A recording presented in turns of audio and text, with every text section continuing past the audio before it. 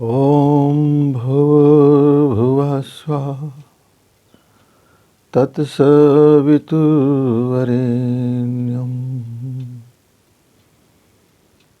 भर्गो देवस्य धीमहि धियो यो नः प्रचोदयात्।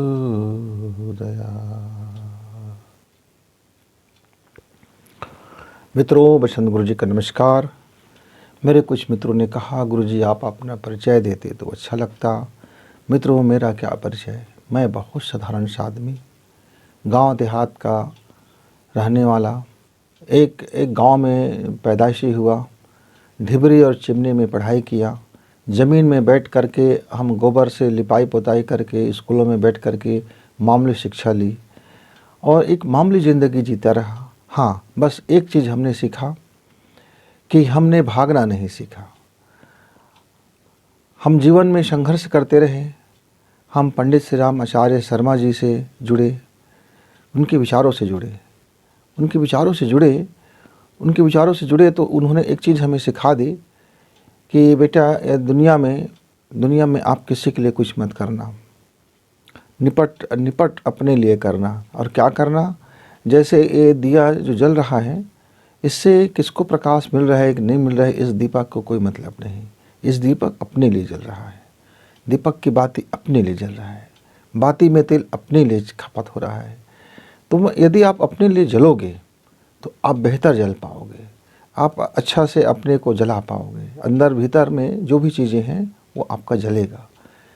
लेकिन आपकी समझ, आपकी सोच ये हो जाए कि मैं प्रकाश देने के लिए जल रहा हूँ, तो फिर गड़बड़ हो सकता है, क्योंकि तब आपका भीतर जलने की सामर्थ्य कम पड़ जाए और आप ये देखने लग जाओ कि कितने लोग मेरे प्रकाश को देख रहे हैं, कितने लोग मेरे प्रकाश से लाभ ले रहे हैं। तो फिर आप बाह्यमुखी हो जाओगे और फिर ज़िंदगी में फिर आपके लिए लोकेशना और तमाम चीज़ें फिर हावी हो जाएगा। अब मैं पढ़ाई किया, शिक्षा दीक्षा लिया, मैंने एजुकेशन लिया, सब कुछ लिया, पर मैंने ज़िंदगी में मित्रों में कभी किसी एक संगठन का ना तो डंडा पकड़ा ना तो झंडा पकड़ा। ना मेरा किसी डंडा से विरोध रहा, ना किसी झंडा से विरोध रहा। व्यवस्था है हर संस्था में, हर संगठन में। एक संगठन चलता है प्रशासनिक दृष्टिकोण से और संगठन की आत्मा चलती है आध्यात्मिक दृष्टिकोण से। तो दोनों अपनी अपनी जगह है। व्यवस्था देखनी होगी, एक व्यवस्थापक भाई साहब होगा तो वो अनुशासन में ढालना चाहेगा और उसके दृष्टिकोण और बाह्य अनुशासन में होगा। बाह्य अनुशासन में होगा, जैसे शरीर को संचालन करना है तो शरीर का अपना गतिविधि है, शरीर को अपना नियंत्रण है, शरीर का अपना डाइट प्लान है, शरीर का अपना जीने का तरीका है, शरीर को स्वस्थ रखने का तरीका है। उसी तरीके से मेरा शरीर स्वस्थ रह सकता है। लेकिन मन का एक अलग तरीका है, शरीर से मन का भिन्नता है, पर दोनों मिल के साथ चलते रहते हैं। तो किसी भी संगठन में हो तो यदि आप इस दृष्टिकोण से देखोगे कि संगठन यानी एक जैसे शरीर है, मेरे शरीर में लाखों कोशिकाएँ हैं, लाखों कोशिकाएँ मेरे आत्मा के अधीन हैं, मेरे वो प्राण तत्व के अधीन है। लेकिन वह कोशिकाओं में गाहे बगाहे दर्द उड़ते रहता है, कहीं कोई गड़बड़ होते रहता है, क्योंकि पेट में जब चीज़ कोई हम ऐसी चीज़ खा लेते हैं, भक्षण कर लेते हैं जो मेरे स्वास्थ्य के लिए सही नहीं है, तब भी दिक्कत होती है।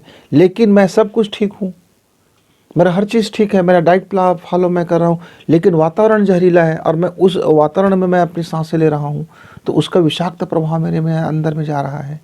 तो संघर्ष और उस अनुशासन का बनाए रखने के लिए शरीर का एक नियम है। तो शरीर से आप जब देखोगे, ये शरीर क्या है, बाती है, और जो अंदर में जो आपके विचार है, जो दृष्टिकोण है, जो जीवन शैली है, जो वास्तविक आप जो जीते हो, जो आपके भीतर में एक संसार है, वो आपका तेल है। और मित्रों, ये जो पूरा परिवार है, मेरा व्यक्तिगत परिवार, फिर परिवार के परिवार, फिर मोहल्ले का परिवार, फिर गांव का परिवार, फिर शहर का परिवार, फिर देश का परिवार, फिर अपने पृथ्वी का परिवार, फिर ब्रह्मांड का परिवार। इस परिवार के एक घटक है हमारा दीपक, यानी हम ये जो 5 तत्वों से मिलकर बने हैं, केवल 5 तत्व ही नहीं है, इसमें जो डीएनए आया है मेरे शरीर में, जिसका मैं डीएनए हूँ, वह हजारों सालों के बाद वो डीएनए को आज ये अवसर मिला है को अपने विषय में कुछ समझे। तो गुरु जी ने जिस दिन से कहा, तो मित्रों मैंने फिर किसी परंपरा में मैं नहीं बंधा रहा। मेरे पास कोई पूर्व आग्रह नहीं होते हैं।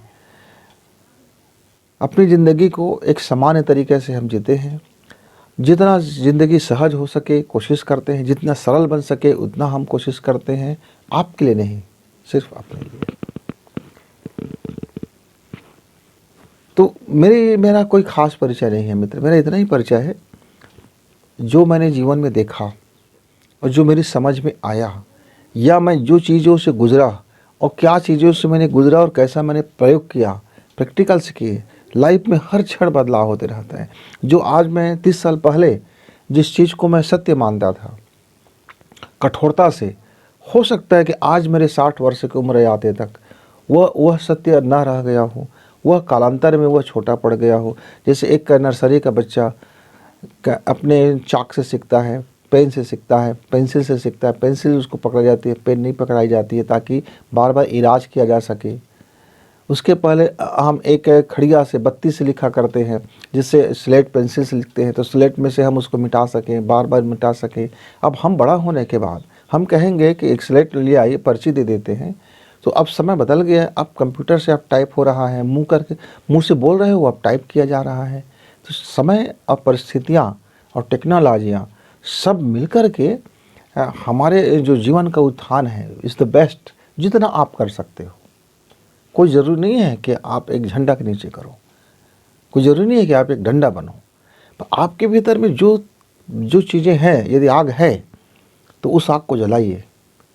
बस मैं तो यही कहूँगा कि आप अपने भीतर का आग जलाइए, आप अपने भीतर का दीपक जलाइए और खुद के लिए जलाइए, खुद जलिए, किसी और के लिए नहीं मित्र, सिर्फ अपने लिए। जब आप अपने लिए जलोगे तो गुरुजी ने कहा कि आप अपना उत्थान कर लो, आप अपना सुधार कर लो, आप अपना जीवन अच्छा कर लो, तो आप मान लीजिए कि लगभग युग निर्माण हो ही जाएगा। बस दिक्कत ये हो जाती है हमारे साथ, हम अपने दीपक तो जलाते, कोशिश तो करते हैं, पर हम अपनी दिया जलाने को छोड़ देते हैं। हम मगन हो जाते हैं कि मेरे घर के फलाने पे क्यों नहीं जल रहा है, उसको साधना क्यों नहीं कर रहा है, वो साधना क्यों नहीं कर रहा है, उसको ऐसी करनी चाहिए, उसको ऐसी करनी चाहिए, उसको ऐसा अनुशासन में रहना चाहिए, उसका लाइफ ऐसा होना चाहिए। वो क्या है भैया, तुम मिशन के आदमी हो, तुम ऐसे कैसे कर सकते हो, तुम्हारे पास पीले कपड़े नहीं हैं, तुम ऐसे नहीं कर सकते, तुमको सीखा रखना पड़ेगा, तुम्हें एक वो जनेऊ धारण करना पड़ेगा, तुम्हें कर्म कांड करना पड़ेगा, तुम ऐसे नहीं कर सकते, वैसा नहीं कर सकते, तुम नियम करो। तुम कैसे आदमी हो भाई, तुम ऐसे नहीं कर सकते हो यार, तुम इतना नहीं कर सकते हो। मैं गुरुजी का सिपाही हूँ, मैं गुरुजी का पोस्टमैन हूँ, मैं तो जगह जगह उसकी चिट्ठियाँ बांटता हूँ। तो अच्छी बात है, आप गुरुजी का पोस्टमैन हो। पोस्टमैन, गुरुजी ने कहा कि मेरा पोस्टमैन बनिए, तो क्या कहा, ऐसा कहा क्या कि आप हाथ पर लेकर के एक कागज़ का टुकड़ा पहुँचा दो वहाँ तक का। गुरुजी ने कहा कि आप मेरा पोस्टमैन बनिए, मेरे विचारों को घर तक पहुँचाइए। तो जब आपके कर्मों में झलकेंगे, जब आपको सांसों में वो दिखाई देगा, और जब आप उस व्यक्ति से मिलोगे, वो व्यक्ति स्वतः ही आपसे फिर वो चिट्ठी ले लेगा। डाकिया के इसमें पते में नहीं लिखा है कि चिट्ठी किसको देना है। अब डाकिया को क्या पता कि चिट्ठी किसको देना है, तो घर घर पूछता हो जाएगा फिर, भैया ये चिट्ठी आपका है क्या, ये चिट्ठी आपका है क्या।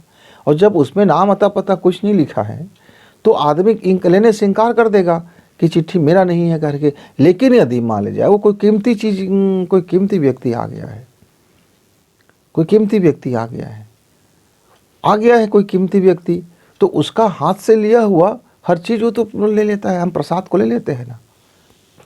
तो मित्रों, आपके दीपक में यदि विचारों का पुंज आ जाए, इस संसार में इतने शानदार, इतने प्राणवान विचार भरे पड़े हैं, जिसकी आप अवगोहन करते करते, अध्ययन करते करते, फॉलो करते करते, प्रैक्टिकल करते करते कई जन्म लेना पड़ेगा। आप यदि यही करते रहे तो फिर आपका दीपक कैसे चलेगा। आप तो दूसरे के दीपक जलाने में लगे हो सकता है मेरा दीपक बहुत छोटा हो, मेरी रोशनी अभी मेरे अंतःकरण तक ना पहुंचा हो, लेकिन एक कोशिश जारी है कि मेरे दिए का तेल कम ना पड़ जाए, मेरे दीपक की बाती में गुल आ जाए तो मुझे काटना पड़ेगा। मेरे दीपक में कोई समस्या आ जाए तो मुझे साफ सफाई करना पड़ेगा। तो मित्रों, ये जो नवरात्रि का पर्व होता है, अपने भीतर के दिए को सफाई करने का पर्व होता है। आप नवरात्रि में हमारे बंधु, हमारे हिंदुस्तान के और जो भी रहने वाले देश विदेश में रहने वाले हमारे हिंदुस्तानी भाई बहन हैं, हमारे भारतीय परंपरा को जो जानते हैं, वो नवरात्र की बड़ी तैयारियां करते हैं, क्योंकि इसके बाद एक बड़ा उत्सव आता है, दीप उत्सव आता है। नवरात्र में आप विजय प्राप्त करते हो, अपने अपने अपने किससे विजय प्राप्त करते हो? किससे विजय प्राप्त करते हो? खुद से उन आदतों से विजय प्राप्त करते हो जो आदतें हमें सिखाती हैं कि रावण के पास ज्ञान बहुत था, अकल बहुत था, तपस्वी था, हर चीज़ अच्छा था, लेकिन उसके भीतर एक चीज़ था। क्या था? दिया नहीं जल रहा था। दिया नहीं जल रहा था, तो वह विवेक के दीपक नहीं जलने के कारण वो उसका समूल नष्ट हो गया।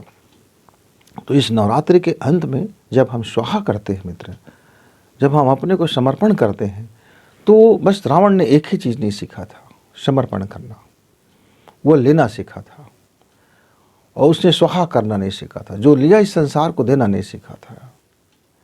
तो शक्ति यदि छीनने की शक्ति है, उपासना भी छीनने के लिए है, यदि आपकी आराधना भी छीनने के लिए है, यदि आपका सारा चीज़ छीनने के लिए है, तब तो फिर मुझसे मेरा और आपका संगत नहीं हो पाएगा, मेरा और आपका संगत बड़ा मुश्किल होगा। तो ये हमने मित्रों, ये नवरात्र की साधना के विषय पर हम चर्चा कर रहे थे। तो यदि आपने नाड़ी शोधन प्राणायाम और हमारे अलग अलग प्राणायामों के, यदि आपने शारीरिक अनुशासन को आपने सीख लिया होगा, वही व्यवस्थापक यदि ठीक ढंग से हो तो व्यवस्था पहले देखी जाती है। बिना प्राणायाम किए भी आप अपने को आनंद से भर सकते हो, अपने परमात्मा तक पहुंच सकते हो। बिना स्वर साधना किए भी पहुंच सकते हो, बिना नवरात्र व्रत किए भी पहुंच सकते हो। बिना प्रयास के ही परमात्मा तक पहुंची जा सकती है, बिना अभ्यास के ही परमात्मा तक पहुंची जा सकती है, बिना प्रयास और बिना अभ्यास के ही गुरुदेव तक पहुंची जा सकती है। गुरु जी तक हम पहुँचते नहीं हैं, गुरु जी तो खुद आते हैं, हमको कहना पड़ता है। बस यदि हमको अपनी बात रखनी है तो हम कह देते हैं। कहते हैं ना उनके सब शिष्यगण लोग, ओ सविता देवता जहाँ कहीं हो गुरुवर मेरा, उन तक संदेशा पहुँचाना। आपको अपनी बात रखनी है तो जो जीवंत देवता है, सविता देवता, आप उसको अपनी बात रख दीजिए। और ये जो ब्रह्मांड की जो चेतन शक्ति है, ब्रह्मांडी चेतन शक्ति है, उसकी पहुंच हर मस्तिष्क तक का है। वो आपके गुरु तक वो आपके संदेश पहुंचा देंगे, हमें उस पर पछड़े में नहीं पड़ना। तो मित्रों, मैंने अपने मित्रों की आग्रह पर मैंने बताया कि हम सहज से सरल साधना हमने अपने जो जीवन में किया, समझा जाना, क्या शास्त्र सम्मत है कि नहीं सम्मत है, मैं उस बहस में नहीं पढ़ना चाहूँगा।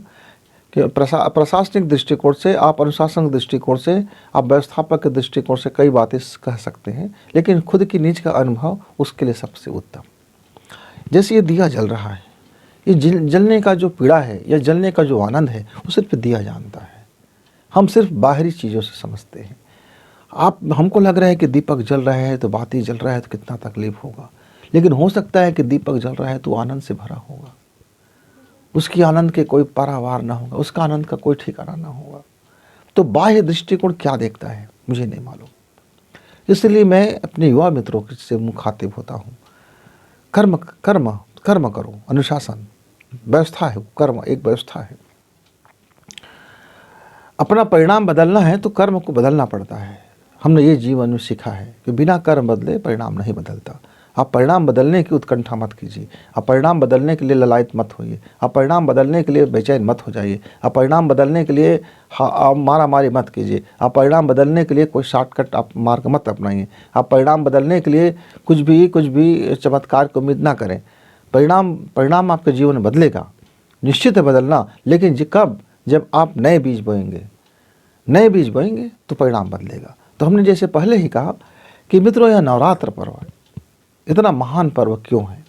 इतना महान पर्व इसलिए मित्र कि साल भर में या जो भी है, हमारा जो अंदर का जो दिया है उसमें गंदगी जम जाता है। आपने देखा होगा अब दीपक को सुबह शाम साफ करना पड़ता है, नहीं तो उसमें तेल चढ़ जाता है, फिर धीरे धीरे धूल चिपक जाते हैं और फिर गंदगी आ जाती है।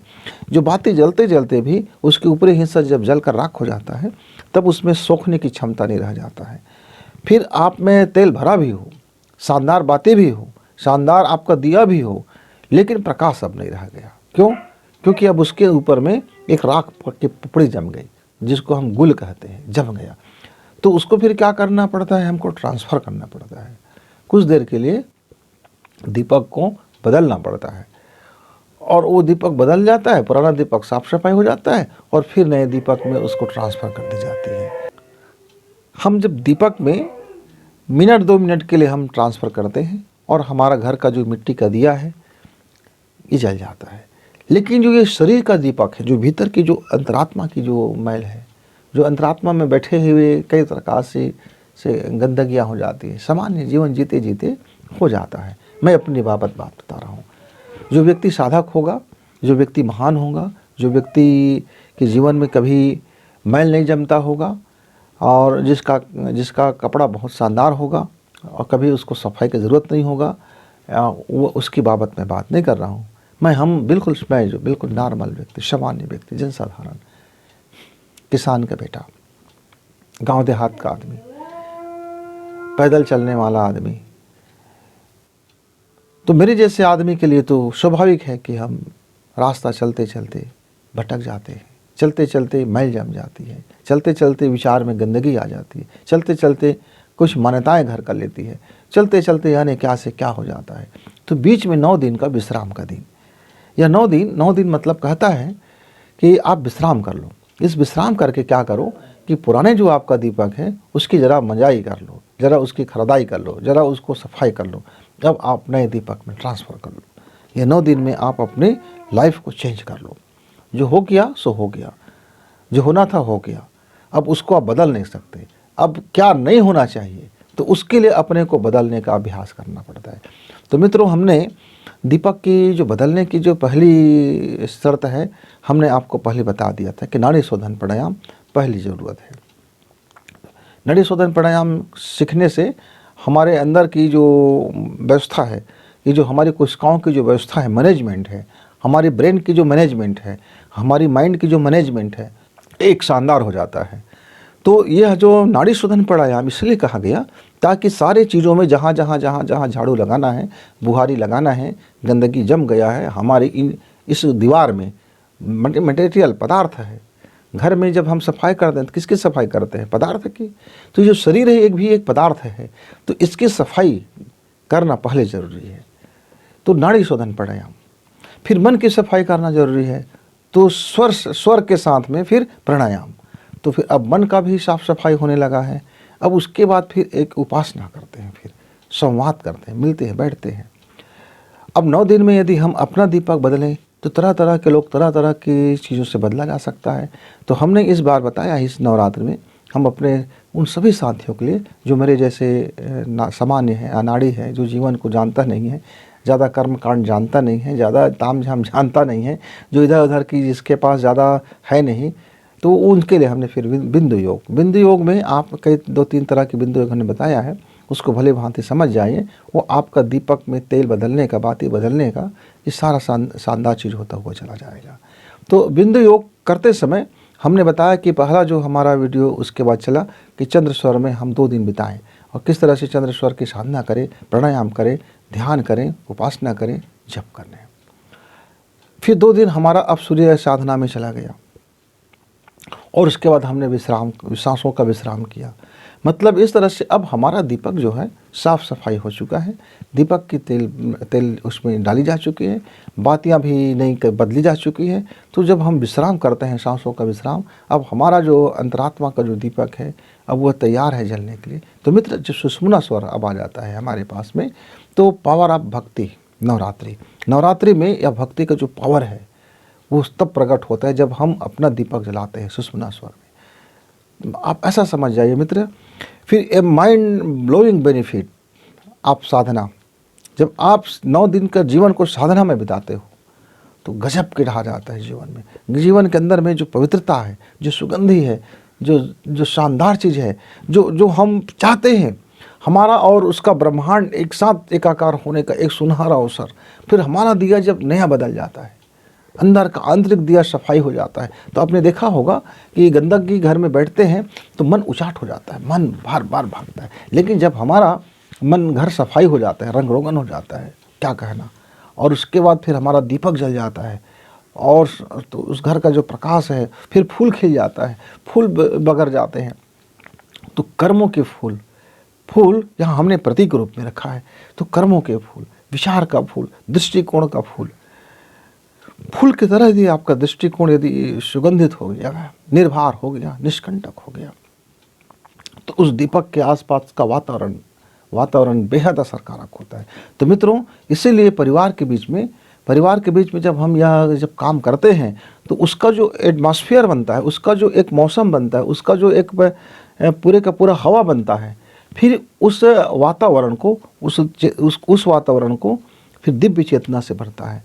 और जब आप इतना सफाई कर लोगे तब तो आप कहोगे गुरुजी से, गुरुजी आइए, हमारे भी घर में आइए, हमारे भी कुटिया में आइए, आप आ करके अपना चरण स्पर्श करने का अवसर दीजिए, हमें सौभाग्य दीजिए। हम माता जी को, हम किसी को निमंत्रण देने से पहले साफ सफाई बहुत ज़रूरी हो जाता है मित्र। तो ये आपने जो अभी तक का जो किया वो एक निमंत्रण था, 7 दिन तक का जिसने आपने किया, अब तैयारी है आपकी उस निमंत्रण की कि आपने अपने आराध्य को बुलाना चाहते हैं, तो आपने पूरी अब तैयारी कर ली मित्र। अब सुषुम्ना स्वर में हमने दीपक जलाई, इन्हें दोनों सांसें को जब दोनों सांसें प्राकृतिक रूप से समान, आप इंतजार करना, ज़बरदस्ती सुषुम्ना स्वर मत ले आना। देखना कि आपका हर घंटा में एक वक्त आएगा जब आपका सुषुम्ना स्वर चलेगा। तो आप देख लीजिए, वैसे ऐसे करने की आवश्यकता भी नहीं पड़ता। जब आप धीरे से सांस खींचते हो तो दोनों नाकें खुली होती है और उस समय आपका मन बड़ा शांत होता है, उस समय आपके अंदर में प्रेम लहर उठती रहती है। उस समय में आपके घर के लोग कुछ भी डिमांड करेंगे तो आप हाँ कह दोगे, क्योंकि आप विरोध नहीं करते। उस समय आपके संघर्षण नहीं होता, उस समय आपका संघर्ष में नहीं होते हो, उस समय आपके अंदर में एक स्वाभाविक रूप से, प्राकृतिक रूप से शांति होता है। तो मित्रों, ये जो हम नाक को ऐसा करके जानते हैं ना, वो असल में क्या है कि लिटमस टेस्ट करते हैं कि देखो तो इसमें हमारी कौन सी सांसें चल रही, भरोसा नहीं होता अपने ऊपर। लेकिन आप समझ जाओ, जब आपके अंदर में प्रेम हिलोरे मार रही है तो उस समय फिर आपका स्वर सुषुम्ना स्वर ही होगा। यदि आप बनावटी नहीं हैं तो आपको फिर ये आप चेक कर लो, कुछ भी फिर चेक कर लो, फिर आप पूरी चेक कर लो। अभी जैसे मेरी चंद्र सांसें चल रही है, पूरी चंद्र सांसें मेरे स्वर योग में चल रही है, तो मेरा इसमें कहीं रोक है क्या? कहीं कोई रोक नहीं है। लेकिन देखा आपने दाहिना भी रोक लग रहा है, मुझे ताकत लगाना पड़ रहा है, न खींचने के लिए भी ताकत लगाना पड़ रहा है और बाहर निकालने के लिए भी ताकत लगाना पड़ रहा है। लेकिन जैसे मेरा प्राकृतिक रूप में जब आएगा सुषुम्ना, तब मेरे दोनों सांसें इसी तरह से चलेगा। तब मेरा डायफ्राम कहेगा, तब मेरा फेफड़ा कहेगा, तब मेरा हृदय कहेगा वाह, भर लीजिए ऑक्सीजन, भर लीजिए, भर लीजिए। अभी 15 मिनट का मौका मिला है, भर लीजिए। फिर 45 मिनट हमको पूर्ति करना होगा। कोई दाएं चलेगा, कोई बाएं चलेगा, पर दोनों साथ नहीं चलेगा। जब दोनों धाराएं एक साथ हो जाए तब सरस्वती का संगम हो जाता है मित्रों, तब संगम हो जाता है, तब कुंभ हो जाता है, तब अमृत का निर्झरणी बने लगता है। सरस्वती दिखता नहीं है, यमुना और गंगा दिख जाता है, यानी ये दो नाकें हमारी दिख जाती है, सांसों दिख जाते हैं। लेकिन जब ये दोनों सम हो जाते हैं, दोनों अपनी बराबर में आ जाते हैं, दोनों अपनी अपनी ईगो छोड़ देते हैं, जब दोनों अपनी पहचान छोड़ देते हैं, जब दोनों कहते हैं हम आपके साथ हैं, तब उसके अंदर से माँ सरस्वती का प्रकट होने जाता है, फिर मिल करके कुंभ बना लेता है। तो ये जो सुषुम्ना स्वर है, ये आप इसको अमृत स्वर कह सकते हैं, पीयूष ग्रंथि कह सकते हैं, मास्टर ग्रंथि भी कह सकते हैं, आपके जीवन का शानदार चीज़ कह सकते हैं। और ईश्वर ने आपको हर घंटा 15 मिनट इसको मुहैया करा के रखा है। अब वो 15 मिनट को आप 5 मिनट करते हो, 10 मिनट करते हो, 20 मिनट करते हो, 1 मिनट में बदलते हो कि 1000 मिनट में बदलते हो, आपके ऊपर निर्भर है। उसने हर घंटा आपको 15 मिनट फ्री ऑफ कास्ट, बिना मोल का दे दिया है। आप उसकी कीमत समझो ना समझो, आपके ऊपर है। पर 15 मिनट प्रत्येक प्राणी को, यहाँ तक कि वनस्पति को भी ईश्वर ने दे दिया 15 मिनट अपने से जुड़ने के लिए, 15 मिनट का वो सौभाग्य हर घंटा में आप उससे उपासना कर सकते हो। तो मित्रों, हमने यह 5 दिन का यदि व्रत पालन कर लिया, मैं नवरात्र साधना यदि कर रहा हूँ, तो अब आपको वह नवरात्र साधना की ज़बरदस्त बेनिफिट के लिए मैंने जो जीवन में अनुभव किया पाया, वो आपके साथ में बांट देना चाहता हूँ। क्या पाया? मैं ये पाया कि मैं जब पहले पहले नवरात्र करता था तो मंत्र जप करता था, हवन इत्यादि तो कर लेता था, सारा चीज़ पार्थिव होता था, मुझे नहीं मालूम होता था कि आध्यात्मिक कैसे किया जाए। फिर धीरे धीरे से नहीं होता गया, अभ्यास करते रहे, प्रयास करते रहे, फिर धीरे धीरे अनायास होता रहा। तो हमको प्रयास से अनायास की ओर जाना है। मित्रों, हमने 7 दिन तक का प्रयास किया। अब प्रयास विज्ञान हमारा ये है, अभ्यास में जब तक हम लटके रहेंगे, जब तक मैं किसी का कंडील पकड़ा रहूँगा, जब तक मैं किसी का टार्च पकड़ा रहूँगा, तब तक मेरे हाथ दुख सकता है। हो सकता है कि वह टार्च अब मेरे लिए उपयोगी है कि नहीं है। यहाँ तक उसने टार्च दिखाया, उसके लिए धन्यवाद। आपकी कंडील यहाँ तक कि चली, उसके लिए धन्यवाद। अब जो हमारा जो 8वां दिन है मित्र, अब वो कंडील छोड़ देना का दिन है। अब वो ज्ञान का प्रकाश छोड़ देने का दिन है। अब गुरुजी का उंगली छोड़ देने का दिन है। अब माताजी की पल्लू छोड़ देने का दिन है। अब वो बच्चा कब तक उंगली पकड़ करके अब चलता रहेगा? उसको एक दिन अपने बलबूते में खड़ा होने का दिन आ जाता है। वह गिरना है, स्वाभाविक है गिरना, बच्चे का गिरना स्वाभाविक है, पर गिर करके रोते रहना स्वाभाविक नहीं है। गिरना है, फिर उठना है, फिर चलना है, फिर अनुभव, फिर अपना खुद का निज का अनुभव से फिर हमको चलना है। एक दिन ऐसा फिर वक्त आता है कि आप धन्नाटे दौड़ने लगते हो। एक दिन ऐसा वक्त आता है कि फिर आंख बंद करके आप दौड़ना शुरू कर देते हो। अभी तो पहले आंख खोल के चलते हैं, तब भी गिर जाते हैं।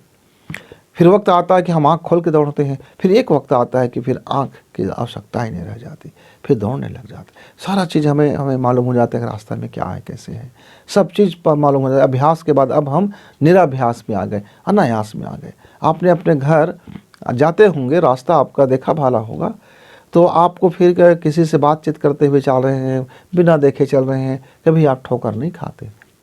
क्यों? क्योंकि आप उस रास्ते में रह जाने का आप अभ्यस्त हो गए हैं। तो मित्रों, गुरु जी ने कहा कि बेटा, मेरा कंडील वहाँ तक का तुम्हारे लिए काम का है जहाँ तक कि तुम साधना करते हो, जहाँ तक तुम जीवन को बदलने के काम करोगे, जहाँ अपना जीवन में चलना चाहोगे, तो फिर मेरा कंडील वहीं रख देना, अपना दीपक जला लेना। गुरु जी का एक ही संदेश था जिसको मैंने पकड़ा कि अपना दीपक खुद जलाना, अपने लिए स्वार्थी बन जाना, अपना दिया जला लेना। उधारी के दिए से हो सकता है कुछ गड़बड़ झाला हो जाए, पर आपका अपना दिया जलता रहेगा तो आपके लिए सबसे उत्तम रहेगा। तो मित्रों, हम 7 दिन तक के गुरु जी के दिए पे चले, गुरु जी के बताए रास्ते पे चले, गुरु जी के बताए हुए संसाधन पे चले। अब 8वां दिन आ जाता है तो सारे संकल्प छोड़ दो, सब कुछ छोड़ दो, जितना आपने पकड़ रखा है सब छोड़ दो। कोई परंपरा नहीं मानना, कोई नियम नहीं मानना, कोई कायदे नहीं मानना। उस महाशक्ति के साथ जुड़ना है, शक्ति का भक्ति और भक्ति की शक्ति।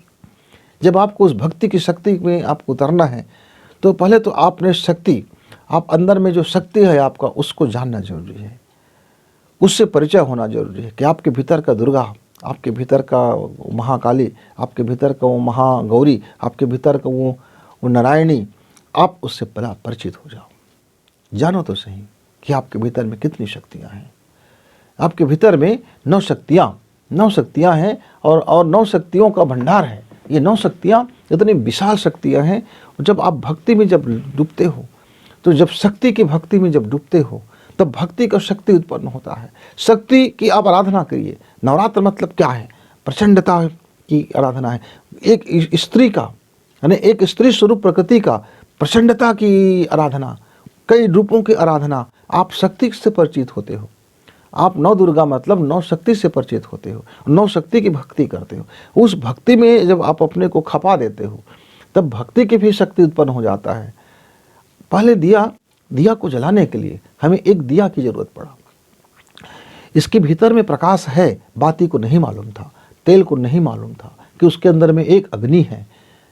प्रज्वलित कर देने से मैं जलूंगा और मैं भी अपने को जला सकता हूँ। उसको यकीन दिलाने के लिए 7 दिन की साधना करना पड़ा। बाती को ऐंठना पड़ा, बाती को ठीक करना पड़ा, धागे को ठीक करना पड़ा, रुई को ठीक करना पड़ा, तेल को ठीक से जांचना पड़ा, दीपक कहीं कहीं छिद्र तो नहीं हो गया, उसके छिद्रों को बंद करना पड़ा। क्यों? यदि इसमें जगह जगह छिद्र होगा तो मैं जितना भी तेल डालता जाऊंगा वो रिसाव बहता चला जाएगा, किसी काम का नहीं रहेगा, फिर दीपक तो बुझ ही जाना है, हवा आए ना आए। तो छिद्रों को पहले बंद करना अपने दीपक के अंदर। 7 दिन का वक्त बहुत होता है मित्र, और 7 दिन का वक्त कुछ भी नहीं होता है। यदि आपके अंदर में सब बात समझ गए हो तो 7 दिन में अपनी दिया शानदार कर सकते हो। नहीं समझोगे तो उम्र भी लग जाएगा। तो 8वां दिन आपको सारी चीज़ों को छोड़ने का दिन है। अब छोड़ देना है, क्या खाना है क्या नहीं खाना है छोड़ दीजिए। आपका शरीर आपसे खुद कहेगा कि मुझको किसकी ज़रूरत है। मन है आज जप करने का, नहीं करने का है, वो भीतर से आपकी आवाज़ आएगी कि आज आपको क्या करना है, उसकी गाइड पे चलना है। आप बाहरी आरोपण छोड़ दीजिए, चुपचाप इस शरीर की सफाई किए, नहाए धोए, और आपने अपने पूजा कक्ष में अपनी दीपक दोनों सांसों के चलने पर आपने जला लिया। स्वर दीपक कैसे जलाते हैं आपको मालूम है, दूसरा पहले वाला वीडियो देख सकते हैं कि स्वर दीपक। तो सुषुम्ना स्वर से आज हमने स्वर दीपक जलाया। अब हम आंखें बंद कर लिया और चुपचाप बैठ गए। और बैठने के बाद जब हमको मन हुआ कि आज हम गहरी सांसें लें तो गहरी सांसें लिया, मन हुआ नहीं सांसें लेने का तो नहीं हुआ। मैंने अंतर स्थल से जो निर्देश मिले उस निर्देश का पालन करना। आज आपको लगता है कि क्या किया जाए क्या ना किया जाए, ये सारे प्रश्न आज गिर जाते हैं, बाहरी अनुशासन समाप्त हो जाती है।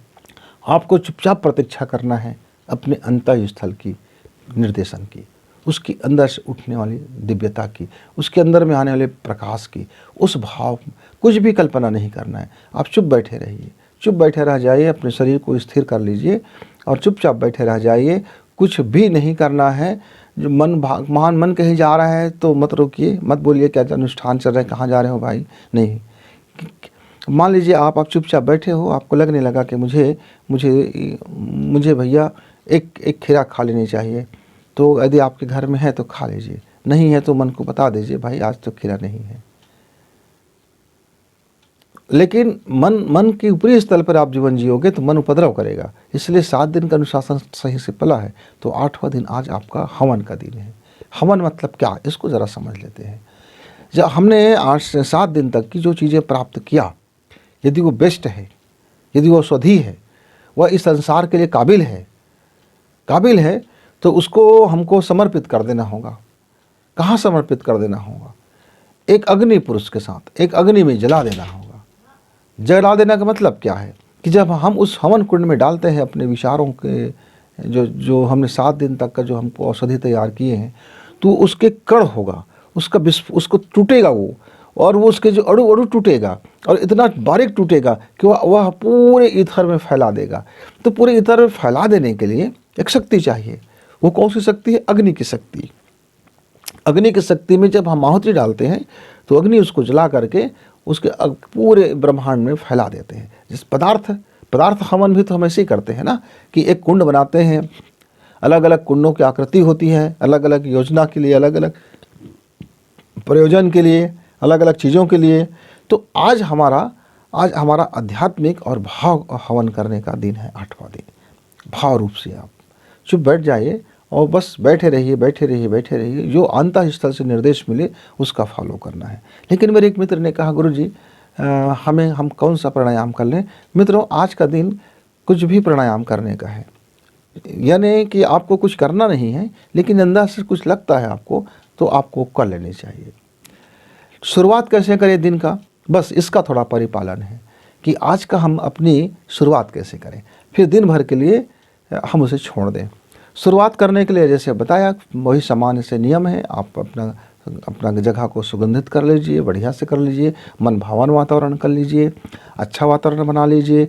आप अच्छा से वातावरण में रहोगे तो आपका मन उचाट नहीं होगा। हम संसारी व्यक्ति है, उसको एक लोभ चाहिए, प्रलोभन चाहिए कि हाँ अच्छा वातावरण है। मित्रों, अब हमको चुपचाप बैठ करके प्रतीक्षा करना पड़ेगा कि कब हमारी सुषुम्ना स्वर चलेगा। बीच बीच में आप ऐसा चेक करते रहिए। जैसे अब मेरा सुषुम्ना स्वर प्रारंभ हो गया है, अब मेरे लिए वो अवसर आ गया है कि मैं अपने उस सुषुम्ना स्वर में अपने उस ईश्वर के साथ में एकाकार होने के लिए मैं अपने को आहुति डाल दूँ, अपने अंदर की आहुति कर दूँ। तो अब मुझे क्या करना होगा? मैंने धीरे धीरे सांसें भरी। अब मैंने सांस को एक सामान्य रूप में होल्ड कर दिया, रोक दिया वहीं पर, सामान्य रूप से है, कोई ताकत नहीं लगाया है। और मानसिक के अंदर में मैंने अवधारणा अब मैं करूँगा कि हे ईश्वर, हे परमपिता, आप मुझे स्वीकार करें। मैं जो भी हूँ, जैसा भी हूँ, आप मुझे स्वीकार करें। हे माता, मैं आपका बालक हूँ, आप मुझे स्वीकार करें। मैं जो भी हूँ, जैसा भी हूँ, तेरा कहाता हूँ। माँ जो भी हूँ, जैसा भी हूँ, तेरा कहाता हूँ। स्वीकार करो हे माँ, स्वीकार करो हे माँ, मैं जो भी हूँ, जैसा भी हूँ, तेरा ही बालक हूँ।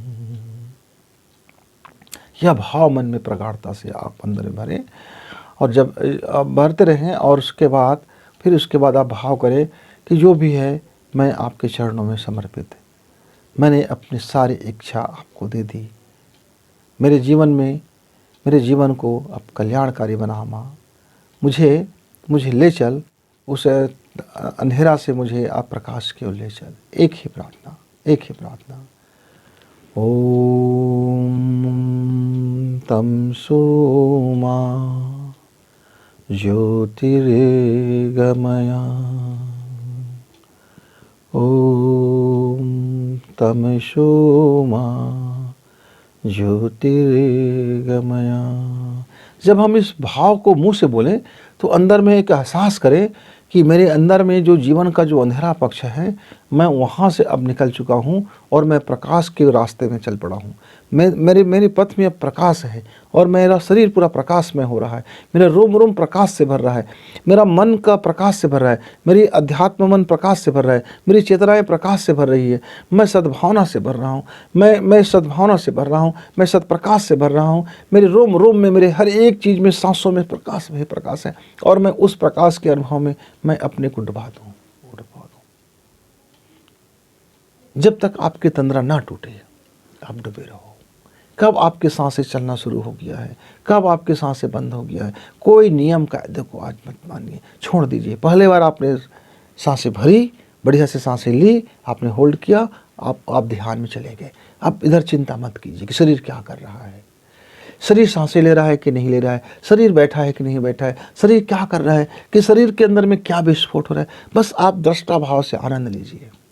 मित्रों, यह 8वां दिन या 48 घंटा आपकी उसी आनंद है। वही तो है हवन, वही तो है स्वाहा, वही तो है इदम गायत्री इदम नमम। आपने अपने कर्मों को आहुति डाल दी, आपने स्वीकार भाव कर लिया और आपने अपनी इच्छाएं भी दे दी माता को।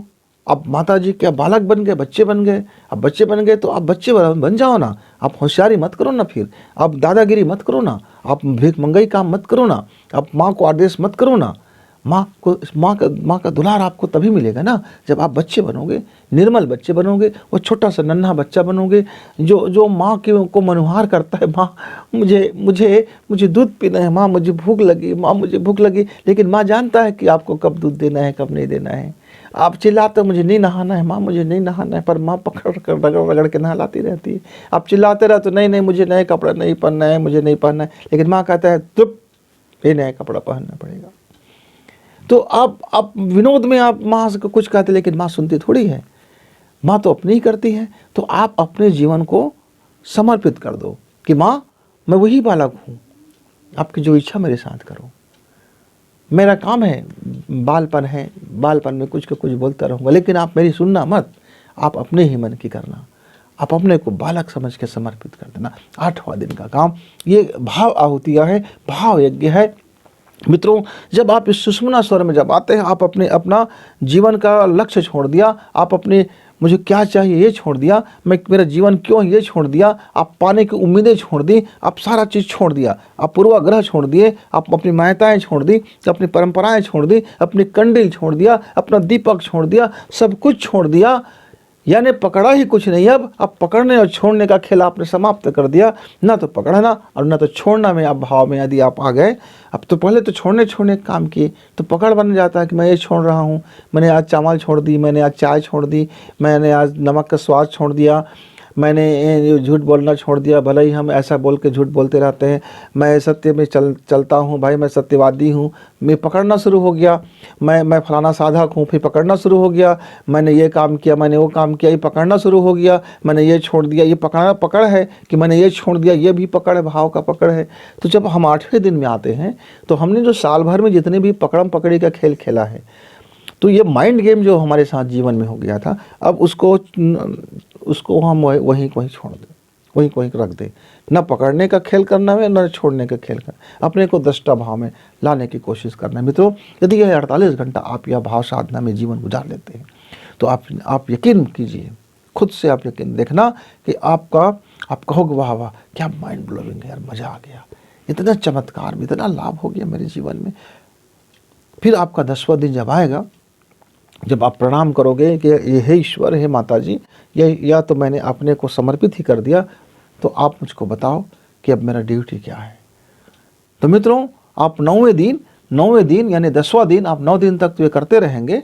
2 दिन आपका करना ही करना है, 48 घंटा का पैकेज तो आपको चलाना है। उसके बाद आप पूछना कि मैंने तो अपनी इच्छा आपको दे दी, अब मैं तो कुछ बचा नहीं, बालक हूँ, अब मुझको, मैं माली हूँ, मैं बिना कुछ किए रह नहीं पाऊँगा, मैं एक किसान हूँ, बिना खेत जोते रह ना पाऊँगा, मैं एक मजदूर हूँ, बिना मजदूरी किए रह ना पाऊँगा, मैं एक प्रशासनिक अधिकारी हूँ, मैं बिना ऑफिस जाए रह ना पाऊँगा। यानी मेरा नैतिक जीवन का जो डेली यूज़ का कर्म है, तो दैनिक कर्म के लिए मुझे आप निर्देश कीजिए, मुझे करना क्या। तो आप जब कर्म करो, अपना दुकानदार है, भाई वाला है, खाई वाला है, ठेले वाला है, खोपचा वाला है, रेवड़ी वाला है, प्रशासनिक अधिकारी है, छोटा है, बड़ा है, कोई चपरासी है, कोई क्लर्क है, कोई बड़ा अधिकारी है, कोई जो भी है अपनी जगह पर, आप उसके बाद 11वें दिन आपको ये करना है मित्रों कि आपने 11वें दिन आपको क्या करना है, मालिक की तरह, आपको मैनेजर की तरह से जीवन जीना है। कोशिश करना है कि आप किसान हो, सिर्फ आपका काम है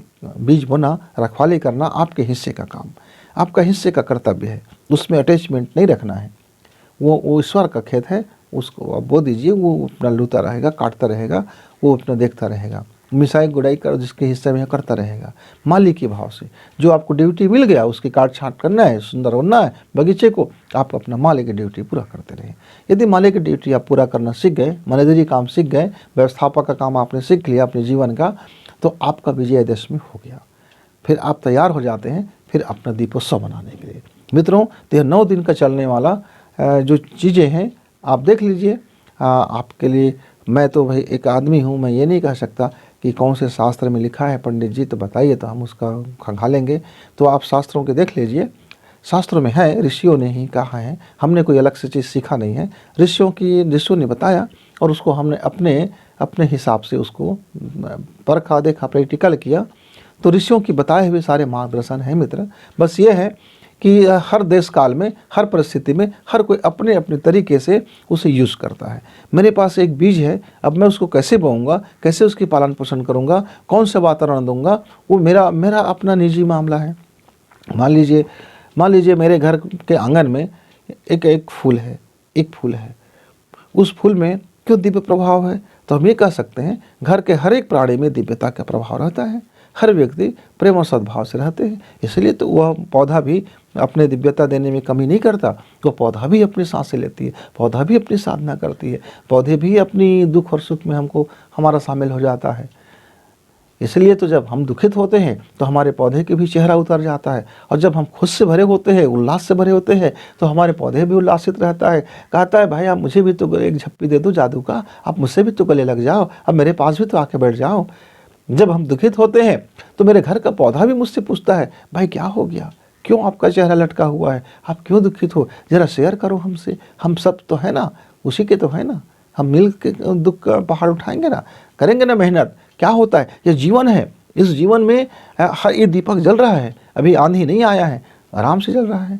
अभी हवा का थपेड़ा आएगा तो फिर उसको दीप रक्षक देना पड़ेगा। तो जो चीज़ें हैं उसको वैसी तरीक़ा से देखो, उसी तरीक़ा से देखो। तो मित्रों, हमने अपनी बातें शेयर की। आपका आत्मबल बढ़ेगा, आपका पुरुषार्थ बढ़ेगा, आपका जीवन का संजीवनी शक्ति बढ़ेगी, आपकी जीवटता बढ़ेगा, आपका दृष्टिकोण में आप पैने हो जाएंगे, आपका दृष्टिकोण शानदार होगा, आप अपने कर्मों को बेहतरीन से करोगे। पहले वही कर्म करते थे लेकिन उसका परिणाम उतना अच्छा नहीं आता था, अब भी आप वही कर्म करेंगे लेकिन आप उसका परिणाम सुनिश्चित होगा और जानदार होगा और प्राणवान होगा और मज़ेदार होगा। और फिर आप कहेंगे वाह क्या कहना है। तो फिर कम से कम इसको अभ्यास करने के लिए मित्र, एक ही नवरात्र में हम इस पूरे अभ्यास में नहीं उतर पाते, तो हमें बार बार इसका पहले प्रयास करें, प्रयास किया, अभ्यास किया और फिर हम अनायास की ओर हमारी यात्रा चल पड़ती है। तो एक नवरात्र, 2 नवरात्र, 3, 4 नवरात्र, ऐसा धीरे धीरे प्रयास करते रहें, अभ्यास करते रहें। और एक साथ नहीं होता तो निराश होने की ज़रूरत कतई नहीं है, क्योंकि पहले हम प्रयास करते हैं, प्रयास जब सफल हो तो अभ्यास करते हैं, जब अभ्यास सफल हो तब हम फिर अनायास की ओर चल पड़ते हैं। तो ये तो यात्रा है मित्र, एक सफ़र है। आप आपकी अपनी अपनी किस माइलस्टोन पर हो, कौन से पत्थर पर हो, अभी कौन से मंजिल पर हो, आपको अपनी अपनी तय करना है। किसी से तुलना नहीं करना है, अपने को तुलना मत कीजिए कि गुरुजी मेरा मैं सीधा का सीधा, मैं तो तीसरे चरण में नहीं पहुंच पाया, गुरुजी मेरे मन में अभी तो बहुत ज़्यादा खदर बदर है, गुरुजी मेरा मन अंदर ही अंदर बहुत बेचैन है। अच्छी बात है कि आप जिस स्टेज पर हो, जिस स्टेप पर हो, आप उसी पर अपना ध्यान टिकाइए, किसी से तुलना मत कीजिए। धीरे धीरे हर व्यक्ति, ये बाहर की तामझाम नहीं है, ये अंदर की मामला है, अंदरूनी मामला है मित्र। इसलिए जहाँ हो आप उसी प्रयास और उसी अभ्यास में लगे रहो। माता रानी आपके पर कृपा करे। इसी मंगल कामना के साथ गुरु जी को विदा। नमस्कार, धन्यवाद।